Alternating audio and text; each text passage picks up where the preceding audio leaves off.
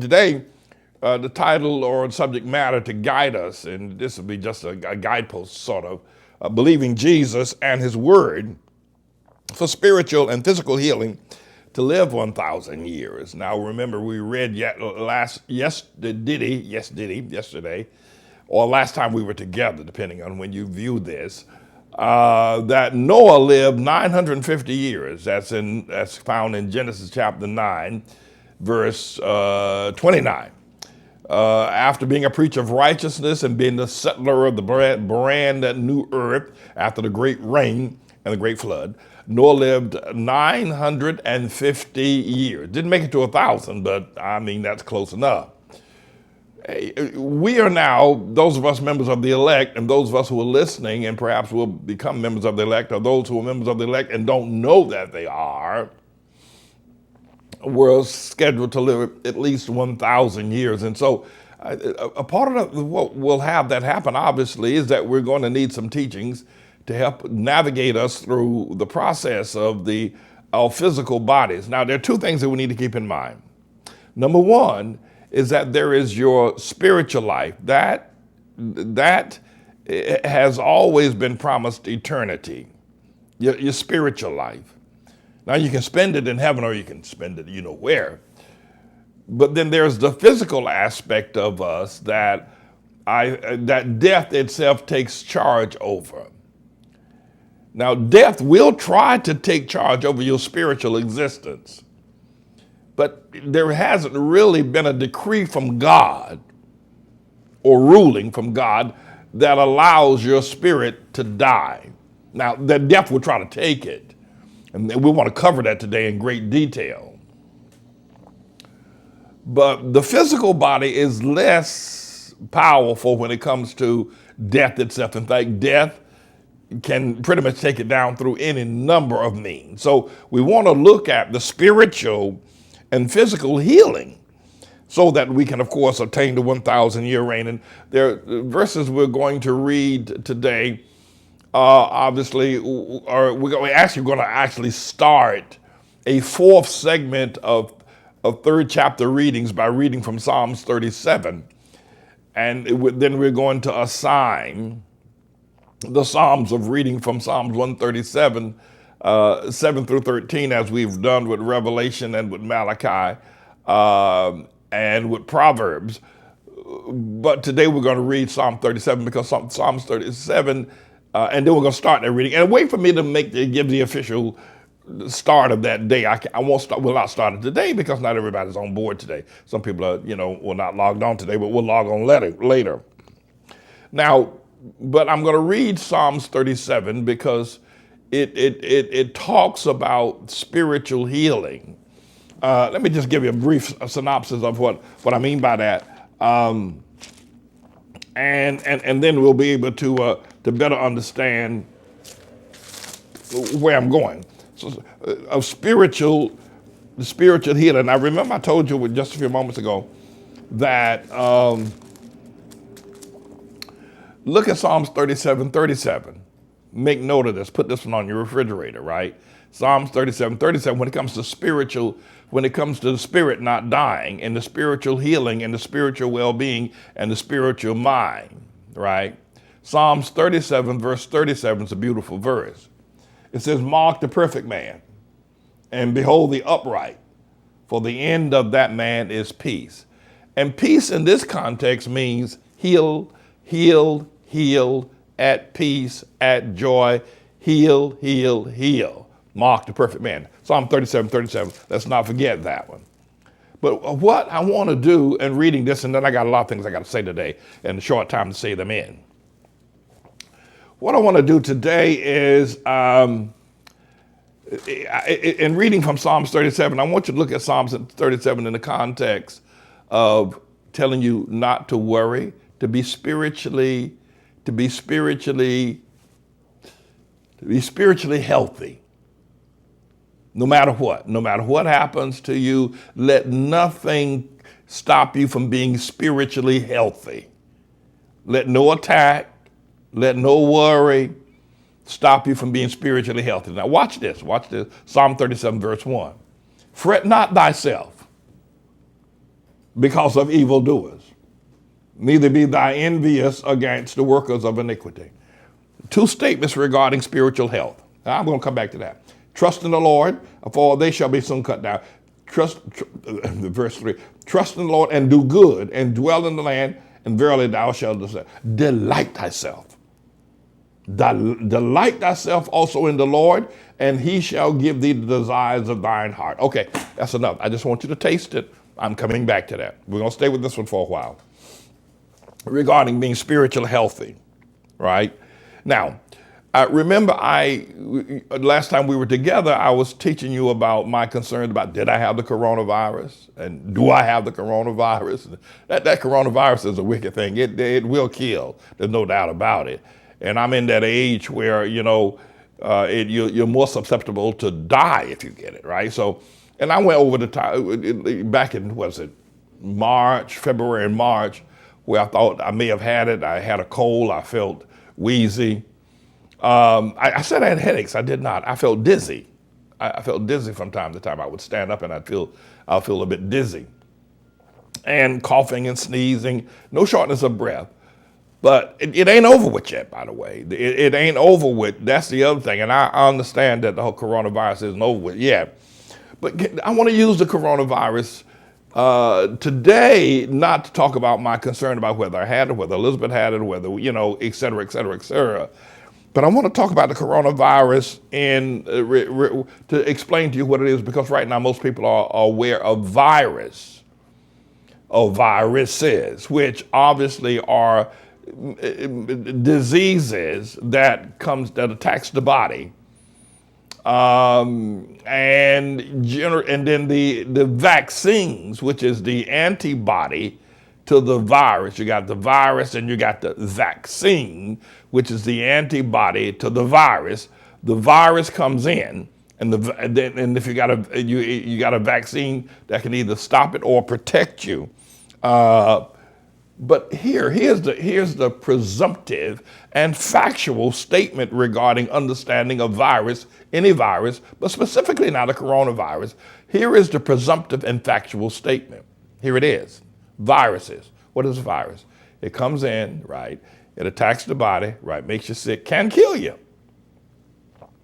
The presumptive and factual statement is that the body knows how to heal itself. That is a presumptive statement. And a vaccine, is an injection into the body that teaches the body how to heal itself. However, presumptively, the body should know how to heal itself against any sickness, germ, disease, or attack. The body should know how to do that. However, there does come some, viruses that the body is not aware of, that the body does not know how to deal with, and so therefore you'll have to get some sort of drug that's called a vaccine that's injected into your body to teach the body, and the vaccine will heal you but the body should know how to heal itself. Now, let me just say this parenthetically.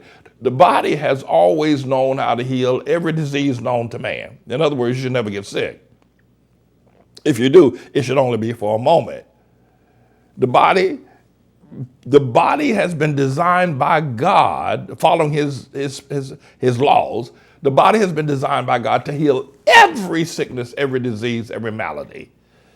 However, what has happened in modern day, the reason why you see people sick of diseases today that they weren't sick of in the 13th and the 14th and the 15th and the 16th and the 17th century, or even 100 years ago, because the body is forgetting.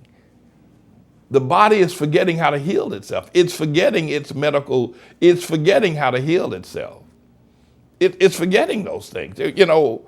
I grew up in a period of time where we didn't have we didn't have to go to the doctor. We didn't get annual exams or checkups, none of that stuff. Didn't even go to the dentist. 100 years ago. Well, I'm not 100 years old. But the more sophisticated we become as a society of people, and the less adherent we are to God's dietary laws and to his word, the body forgets how to heal itself. 100 years ago, there was not as much talk about cancer or diabetes or hypertension or so, because the body just healed the body just healed itself. But the more we started going to doctors, the less the body and inherently, we learn less, as the body's learned less how to protect itself. So now we need a medicine and a vaccine for everything. But it wasn't so 200 years ago. It wasn't so 300 years ago. The body would heal itself just about anything, and people would live not without doctors. So I wanted to be able to go over that because I think that it's important for us to start there as a basis that physically your body should know how to heal itself of coronavirus or AIDS or any other disease. And we're going to get back to it. We're going to come to that and more diseases in just a moment. But I think that one of the things also to help us spiritually to live in order to live 1,000 years and then after that eternity, what we wrote earlier today, is that one needs to develop a sense of living for everybody else except you. That when you live for other people, it has a way of, it is a spiritual dynamic that heals the body. Now remember, keep in mind going forward, if you don't ever hear me teach again, the body should know how to heal itself of every malady and every disease. Quite frankly, it should never get sick and it should never die. To tell you the truth, the body should never die. It will, it does, many of them do. But that's not we were originally designed to never die, to never be sick. And if we did get sick, the body would know exactly how to heal itself. But the more we go to the doctors, the more we become dependent on medicine, the more we become dependent on doctors, the less, and the body forgets. It just forgets to heal itself and it'll let you die. It forgets what it's supposed to do. It forgets how it's supposed to send warfaring the blood corpuscles or whatever it is to fight the disease. It forgets how to do that. And if you don't nourish certain elements of the body with the right kinds of foods, then it doesn't have the energy or the strength. But the other thing, and more powerful than the physical aspect of the body knowing how to heal itself, you need to understand the spiritual aspect of the body, the mind, the spiritual. When the woman came to Jesus with the issue of blood, she understood a couple of things, and she probably knew it for years. She went to doctor after doctor after doctor, the scripture says, and nobody could heal her with that issue of blood. The reason she probably never went to the priest in those days, she went to probably Greek doctors, was that a woman who has an issue of blood was considered unclean and not allowed to go to the priest or to go to worship. She knew that. She knew that. But she heard Jesus was passing by. And she said, well, I'm not going to go up and talk to him and ask to be healed like everybody else. But if I could just touch the hem of his garment. You will remember in our teachings, we'll go back through these teachings in the book of Exodus and Leviticus, that the priest's garments was supposed to be ordained with phylacteries and tassels, the garment of the priest. So within the priest's garment the whole outfit, getup was holy. So she said, if I could just touch the hem of his garment, I'll be made whole. And she was. And she was not healed by a physical injection. She was healed by so we're talking about spiritual healing.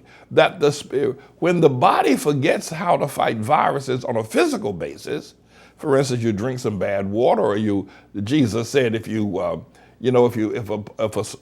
drink some poison, Jesus says, or if a poisonous snake bites you, and the poison goes into your body, immediately you won't die because your body knows how to get rid of the poison. Physically, it knows how to get rid of the poison. Physically, it knows how to deal with a poisonous snake. Jesus says, right? If you take up, or if you drink something poisonous, you know that verse. But the spiritual aspect is even more powerful. Spiritual healing. When the physical body fails to heal, When the physical body fails to come to the rescue and crush that disease that has attacked your body, spiritual healing, like the one with the issue of blood, she said, I'm not asking for a physical injection. If I can just touch the hem of his garment, I know I'll be made whole. And she was. It was a spiritual. Jesus said, your faith hath made you whole. So here, when we make the determination to live for people, everybody else other than ourselves. You've probably heard a lot of stories like this. It's anecdotal. Well, you probably heard a lot of stories where a lot of people, a woman said, well, I want to live to see my child graduate school, or I want to live for this or that or the other. And you probably heard stories or accounts where people said, well, he just gave up and just died. I know a lot of people who did that, who just gave up and died. They figured there was nothing else they wanted. Well, not that they didn't want to do it, but they didn't want to go through what they had to go through to keep living. They didn't want to muster up the faith, so they just quit. They just gave up and died. And there are other people who should be dead. Some of them I'm gonna kill. but they won't die.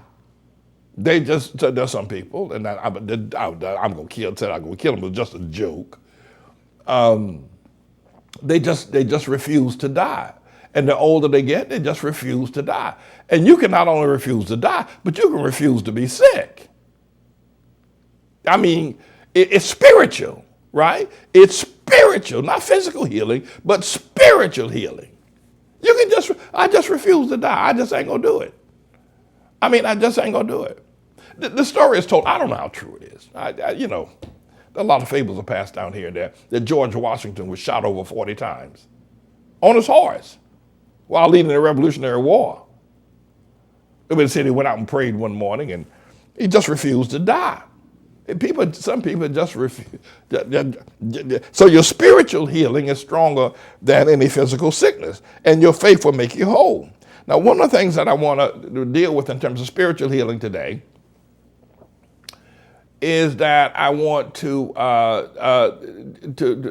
help you to understand how to look at rejections. The Bible says in Psalms 37, fret not thyself because of what people do to you. Neither be thou envious of their work. Don't let it get to you spiritually.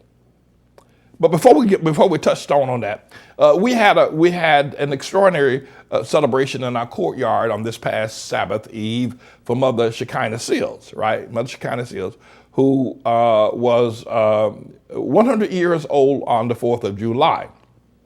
And so we had a celebration out as much as we could for her during the coronavirus issue. And we had a birthday and we had a big celebration and played music and everybody had a good time. But she's 100 years old. And she's just determined that she's not going to die. And a large part of her life living is that she refuses to die. And we have to understand that process, that spiritually, people just give up. But if you're not living for yourself, then you definitely are going to have a larger and a stronger sense of living if you live for other people, if there are other people with which you're living. Now, that's me, you very well see. And Elizabeth, we're approaching the Jeep Sahara there. And here comes Mother Seals. She's getting out. Now, we got music playing, but we can't play the music on here because it's copyrighted and we'd be in all kind of trouble. So watch her now. Watch her dance. She's going to start. Now, she's 100 years old this past Saturday, right? At the 4th of July. 100 years old. Now, look at her. She's dancing at 100 years old. That's a 100-year-old woman. And look at her moves. She got some pretty good grooves. Look at that. She got some good grooves. Where's Elizabeth? I guess Elizabeth will come and catch up in just a second. But, this is her, and this is spiritual. The reason why we did this, and the reason why I played the music and danced with her is to enliven her spiritually. This dance, this healing, this is a form of healing And I'll talk more about dancing and music as a form of healing if we have the time today. But I wanted this to be key to the celebration because this is spiritual healing for any physical ailments that may be a part of her process.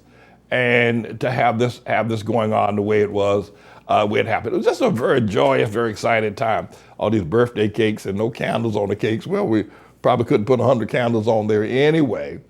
But everybody was having a good time out in our courtyard and with Mother Seals. And this is spiritual. This is spiritual. When you live for other people, when you look at her movie, look at her. This is a 100-year-old woman. She doesn't have a cane or crutch, nor never complain about arthritis or gout or any of those kinds of things that normally, because her body spiritually and physically has been able to overcome all of that. So it was an extraordinary event. So let's go back to the teaching now about living for other people. George Washington, and I don't know how true whether he took 40 bullets or not. I don't know that. He probably was shot several times. But people become invincible to death when the purpose of their living is not for themselves, but for other people.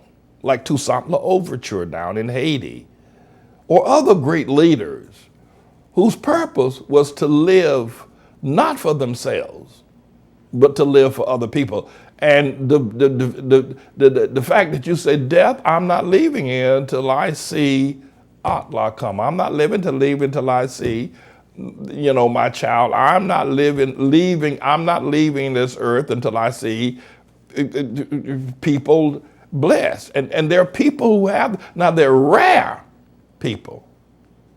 They're rare people. Mother Teresa, for instance, the Catholic nun, who walked in among some of the most worst diseases in Calcutta and in New Delhi and in India in general, diseases like you would never, but she was able to just walk through them, and her body knew how to counteract them. And she lived a large number of years because she wasn't living for herself. She was living for others. And so it's important that we understand the spiritual dynamics of how to live. Now, so you have to have the opportunity to know, okay, if I'm going to live, just by me teaching every day, say, Pastor Man, I want you to move to some of the subject other than teaching 1,000. Matthew 16:28. Living the one. I'm going to continue to teach it as long as the Lord let me teach it, because every day I say it, somebody else is won. Somebody else becomes spiritually strong, and I'm going to teach individual responsibility as well, and the love of others, because that also. You may think the rebukes that I give and the strong discipline that I display is somehow another mean-spirited. No, you've been raised on the wrong side of the track. Those are the things that helps you live longer and helps you live healthier. For instance, at some point I'm going to be teaching today, maybe even now, that Hamite men, black men, are killing black women and black children. What do you mean by that? The fact that Hamite men don't love, nurture, take care of, protect, and provide, and make black women and black children feel safe and well provided for and spiritually attuned. The fact that they don't do that, because that's their responsibility. If they don't do that, then black women and black children, Hamites they are, as you very well know, will die sooner.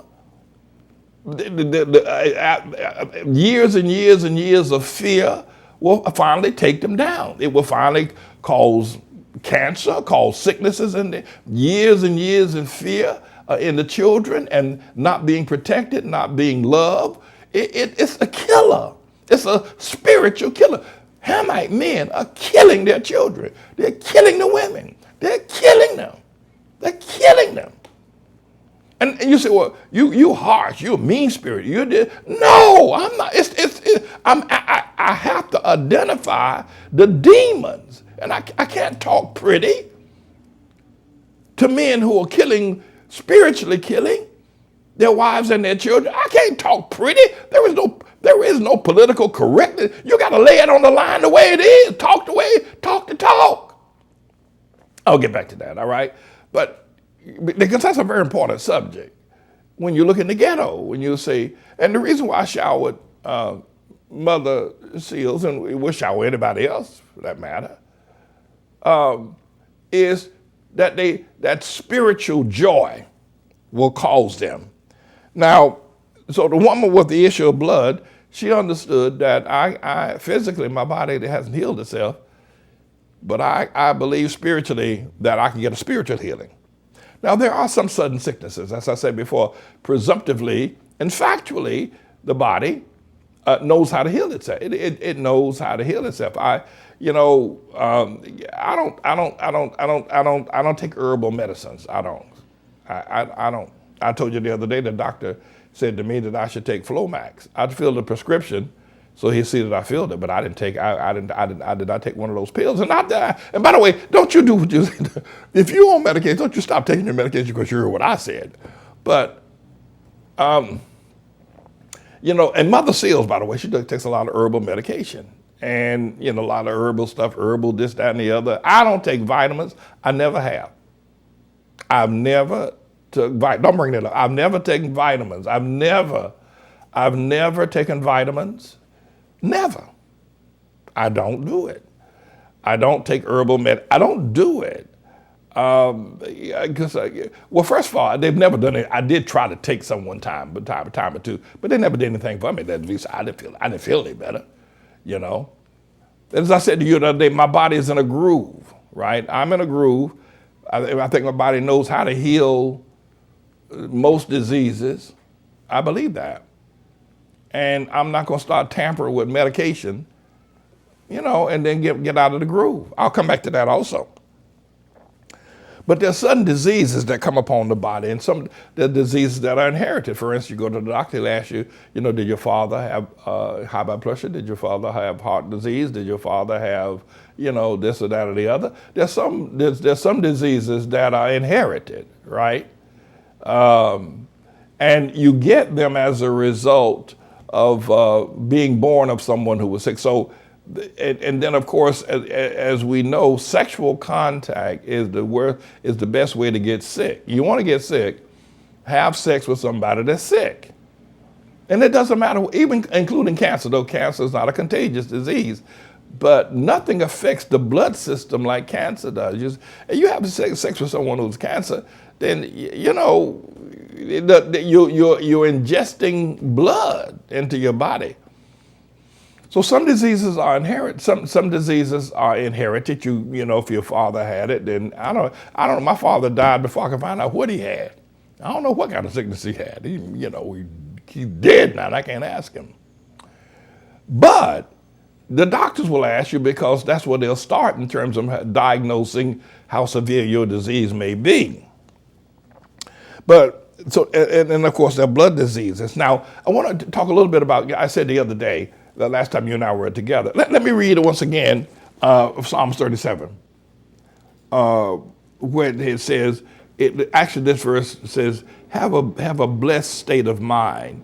Don't let nobody get your goat. Don't let nobody get your goat. Now, that is not to say that somehow or another you're going to walk around perfectly and ain't nobody going to ever jug at you. No, they're going to jug at you. People are going to jug at you. That's what they do. They do that all day long. But don't let anybody get your goat. Recently, some people have been throwing bricks through the windows of our church, right? And so, and trying to, actually, the reason why they're doing it is because I put stuff out on the announcement board that drive them crazy. They don't know what else to do. So they throw rocks. All right. But I said, well, I'm going to, I tell all the people in the building that, maybe you need to, because people live in the building, including myself, that maybe we need to get ready to, to be ready on a moment's notice to deal with a fire drill because in the middle of the night somebody throws a firebomb, a bottle with gasoline in it with a rag tied around it, throw it through the window, and it starts burning, and then the whole building, and we need to be able to get out quick. I said, no, I'm not going to do that. I'm not going to tell anybody to do that because I don't want anybody living with that stress. That would be if I said that. Now, people listen to me now, but they need to know better. But because I'm trying to teach you something, right? Then everybody will be sleeping on edge stressfully. But here's what the Bible says about reason why I should not have said that, and I didn't. Fret not yourself, the Bible says. Fret not yourself because of evildoers, people that throw rocks through the window. Don't get up, don't fret yourself. Neither be thou envious against the workers of iniquity, for they shall soon be cut off. God's going to catch them. Somebody going to get them. Somebody's going to get that fella that throws that brick through the. And by the way, I was saying that I would say to get dressed, have a set of clothes ready to go immediately if you got to go down the fire escape and go out the window or something. You know, so that you can be able to, you know, to be able to. But the thing of it is this: at night, then the person, the fool, he ain't my brother, I can call him a fool. The fool that threw the rocks through the window did it in broad daylight one day at 3 o'clock in the afternoon. There was nobody in the sanctuary. We were in the building, in the media center, but nobody was in the sanctuary. He threw rocks through the window at broad daylight, threw 2 rocks in the middle of the afternoon. So having a night dress for the fire, you see what I'm saying? Would not have been, for they said, whoever's doing that, they shall soon be cut off. If people are jugging at you, right? If people are jugging at, don't worry. Don't fret yourself because of people jugging at you. Now, people who won't raise in North Carolina don't know what jugging is, but I ain't got time to tell y'all. Just to find that, go get the Urban Dictionary. So they shall soon be cut down like the grass and wither as the green herb. Trust in the Lord and do good, and thou shalt dwell in the land, and verily thou shalt be. Delight thyself also in the Lord, and he should give thee the desires of our heart. All right, so, okay, this is a bit of a news blog we do, looking at spiritual wickedness in high places for the most part, making some observations about it and giving people a biblical foundation to the way of interpreting, rather than have Sean Hannity or Laura Ingraham or Janine Pirro or Anderson Cooper or Rachel Maddow or Don Lemon, Rush Limbaugh interpret what's going on in the world. You come to me and I'll tell you based on what the Word of God says. They'll just give you their worldly, sinful view. But the Manning Report will tell you what God has said, whether to say yea or nay, whether to go or to stay. You'll be led by the word of Almighty God. Come to the Manning Report on a daily basis to interpret the spiritual wickedness in high places, because there's plenty of it that's going on. And so I'm the Lord's servant, James David Righteous Rebel Manning, and I'm here to serve you with news and information.